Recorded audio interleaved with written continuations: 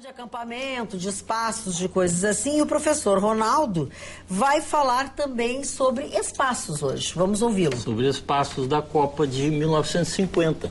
Na verdade, assim, ó, Porto Alegre foi palco da Copa de 50, né? Aliás, a Copa de 50 teve 5 sedes. Rio de Janeiro, São Paulo, Belo Horizonte, né? Ou seja, que os 12 dessa não são novidade, então. Não, mas foi 5 sedes interessantes e Porto Alegre foi uma das sedes escolhidas. E o campo escolhido, o estádio escolhido, foi o estádio do Internacional. Também, como nessa Copa agora, também foi o estádio do Internacional. Só que era o estádio dos Eucaliptos.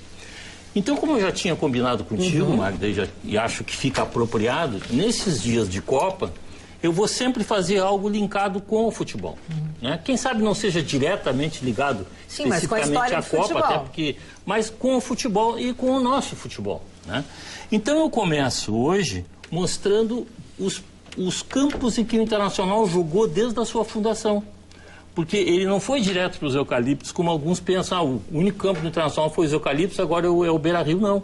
Ele teve outros locais em que ele treinava e jogava. Então, através de fotos antigas, eu vou mostrar esses locais, vou mostrar algumas fotografias, e no próximo programa, então, eu vou mostrar propriamente a construção do estádio dos Eucaliptos, que foi, vamos dizer assim, modificado para que pudesse acontecer com a Copa, foi o mesmo que aconteceu com o Beira-Rio. O estádio era um estádio para 10 mil pessoas e a FIFA, na época, exigia para 35 mil pessoas. Então, o Internacional teve que ampliar o estádio. Certo. Ele modificou o seu estádio para a Copa. Então, no programa que vem, nós vamos ver essa modificação e tudo mais. Então, hoje nós vamos ver o que eu chamo das origens. Vamos lá. O que levou o Internacional até esse estádio. Então, vamos começar vendo... Vejam, o primeiro campo de futebol de Porto Alegre foi na frente da Escola Militar. Ali eu desenhei ali para... E que já era onde é hoje? É exatamente onde é hoje. Exatamente onde é hoje. Então, e o segundo campo foi, na verdade, vejam aí, esse é o Riacho Ipiranga, o dilúvio retificado, e lá no fundo à direita aparece um campo de futebol. Aquele campo de futebol é onde hoje está a Avenida Érico Veríssimo. Então, isso era praticamente dentro da ilhota. Vejam aquelas casas que estão ali, era a antiga ilhota que o Riacho fazia aquela volta. Quando foi retificado, a ilhota ficou seca, mas o campo ficou lá. O Internacional jogou aí de 1912 até 1919, mais ou menos. Ele jogou aí, tá?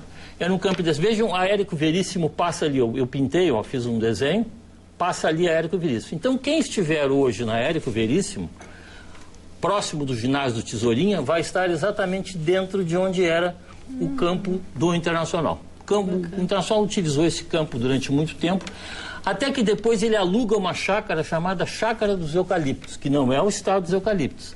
Essa chácara ficava muito próximo, como vocês vão ver depois da animação que eu fiz, do Estádio Olímpico atualmente. Tá? Aí tem uma foto de um Grenal, aí tem os vestiários eram de madeira, enfim, mas foi o primeiro campo que o Internacional era só dele. Ela alugou aquela chácara.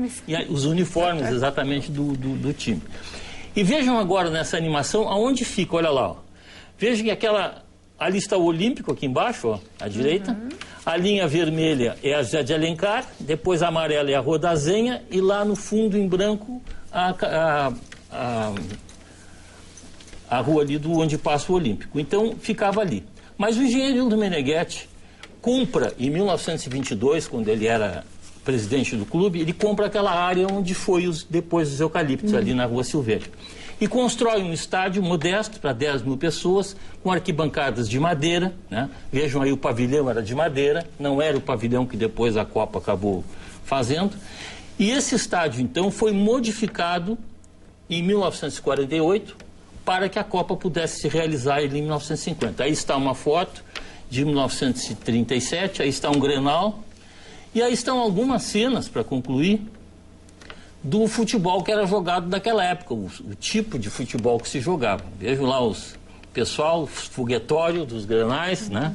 Aí, ó, isso é lá no estádio dos Eucaliptos, esse filme aí é de 1942.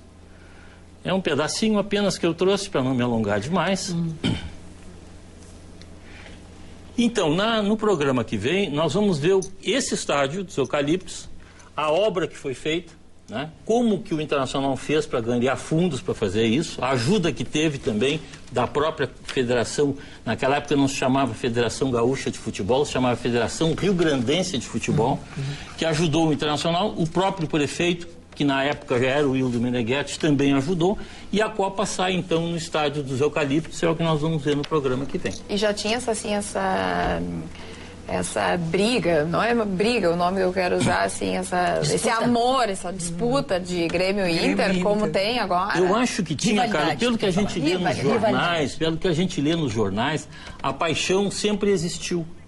O que não existia, e isso é uma coisa que era a agressão pela paixão. Quer dizer, o que acontecia assim... É uma coisa saudável. Eu, por exemplo, cansei de ir a jogos quando era menino, com meus colegas, meus amigos lá da mesma área que onde eu morava, eram gremistas, colorados, cruzeiristas, tudo juntos, saíamos todos juntos, não tinha briga, não existia isso. Mas na época dos meus filhos pequenos, eu também levava no estádio, não me lembro dessa agressão, essa raiva, né, essa torcida raivosa, então é de... Mas é que no meio disso, hoje em dia, não tem mais só torcedores, não tem mais nada disso. Na verdade, o que está acontecendo, que eu acho, eu até ia falar antes, quando falou na questão da Copa e das agressões, a violência não é uma violência contra a Copa.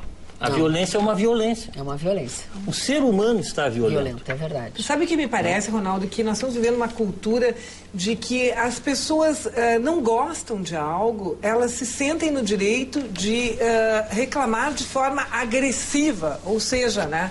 É uma cultura do tudo pode, do sem limite. Mas isso é uma minoria. Não, é claro que é uma minoria, mas existe. Não, mais que seja expressiva, é uma minoria.